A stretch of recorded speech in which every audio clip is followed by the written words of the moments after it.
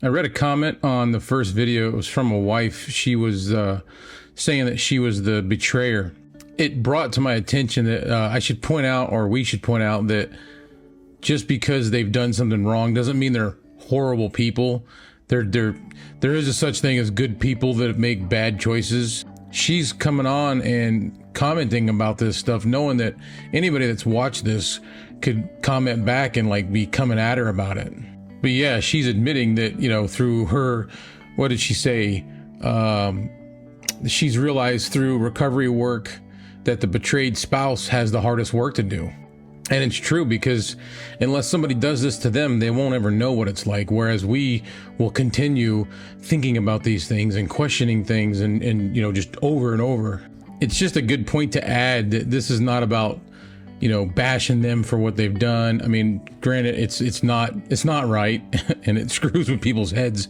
This is just strictly about how it's affected us and the things that we do to ourselves over and over, because you're always questioning things, you're always wondering. And like somebody else had mentioned something about like questioning the whole marriage, you know, questioning even the proposal, you know, like did their spouse regret any of this right from the get-go, you know, being married to them and having a family with them.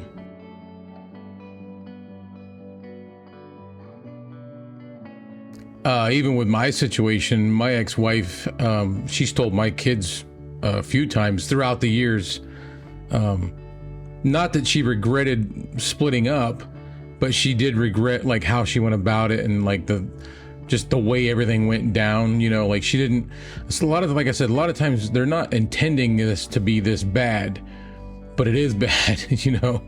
And I guess in a way it's good to hear that, but as good as it is to hear that, it doesn't really fix it for you. It doesn't really help. You still go through these emotions. You still have to deal with this, you know, you still, I don't know, it's just all about questioning things. And once that trust is gone, it's so tough to see past that.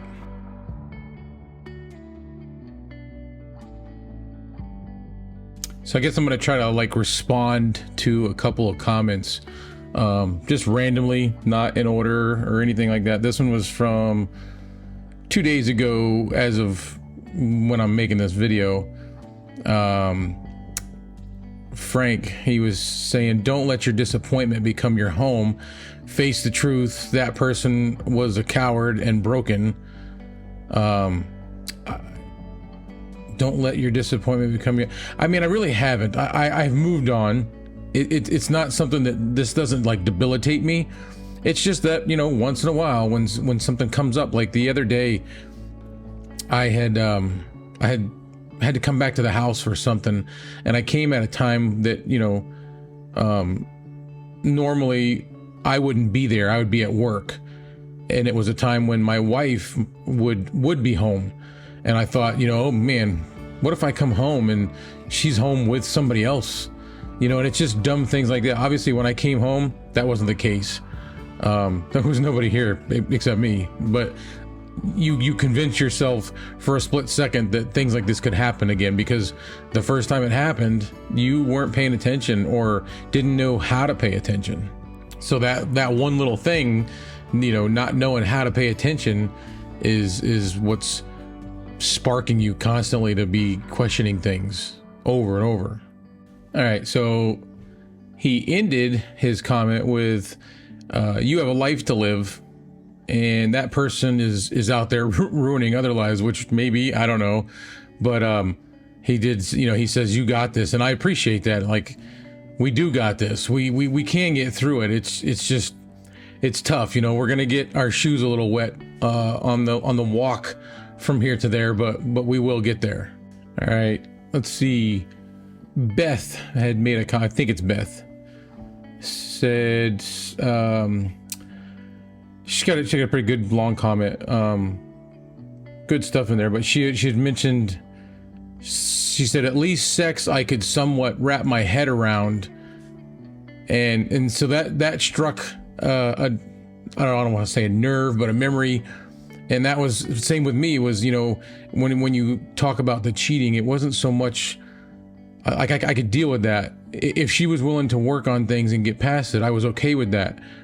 It was the promises afterwards and the lies and the situations, you know, just how it kept compounding. That I think is what made it really tough and what has left the longest lasting effect on how I see things now and maybe forever. I don't know, but that kind of made sense to me when she said that. She's talking about going down the rabbit hole, and that's the other thing too, is through this thing I met someone else. It was a crazy situation because my wife had cheated on me, and the guy she was with was cheating on his girlfriend, and I ended up meeting her, and we got to find out a lot of stuff. Like, you know, it was just good, I don't know, food for thought. You know, finding out, like, when you were told they were going and doing something, and then you find out what they were actually doing, you know, and that person was like, oh yeah, you know, he told me he was doing this, and I'm like, yeah, she told, you know, it was a really messed up web. All right, we got a person, and she goes by A Woman's Story 2019. I kind of touched base on some of the things she commented earlier, but what I like is down towards the bottom of her comment, she's like, you know, did he regret the courtship, the marriage, having a family with me? And then there's the doubting of oneself. Am I a terrible detector of lies? Well, I mean, maybe. I'm not that good at it, apparently, because I didn't see it. I don't think I've ever been real good at catching the red flags or noticing them. Or sometimes, you know, I always joke and say that I saw the red flags like they were waving me down, and it caught my attention and I came to the rescue or something. But I mean, whether you're a terrible detector of lies or not, this isn't on you. It's not on us. Just because it happened to us doesn't mean we're bad or we lack in some way. She's, am I being fooled by others who seem to like me but don't? I mean, maybe, like I said, maybe, but nevertheless, it's not your fault. And I should probably mention that A Woman's Story 2019 is the reason I'm making this second video, because that little post that I put out asking if anybody wanted me to make another video about this. There was like 8 votes of yes, which was cool, but she actually left a comment and said yes. And then she went on to, you know, the rest of her comments. So because I saw the yes, I was like, all right, I'll do another video. Okay. Fern Garner mentioned, and this was like just 7 hours ago, that for her, some of the things that helped was meditation, medication, and therapy. I haven't tried meditation, never been much of a meditating person, but maybe it wouldn't hurt. I could try it, I guess.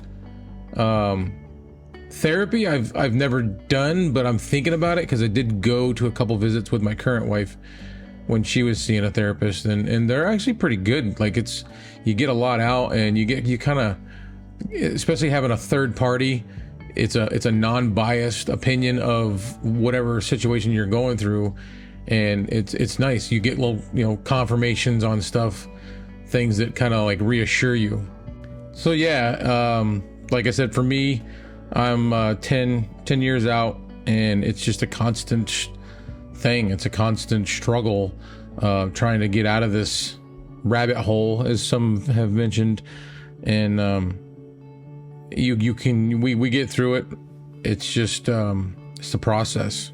It's a long process, but it's a process nevertheless. Well, it's about all I've got for tonight. If depending on what comments I see on this, that will give us some more to talk about with it, and I'll make another video about it. I sound like a dork. So I would definitely like to hear some more stories, different situations that everybody's been through. It's just I don't know, it's good for me, and it looks as though it's good for you guys as well to see the different comments and hear it from somebody else's perspective. I don't know, it kind of helps us heal. So We'll see you guys in the next video.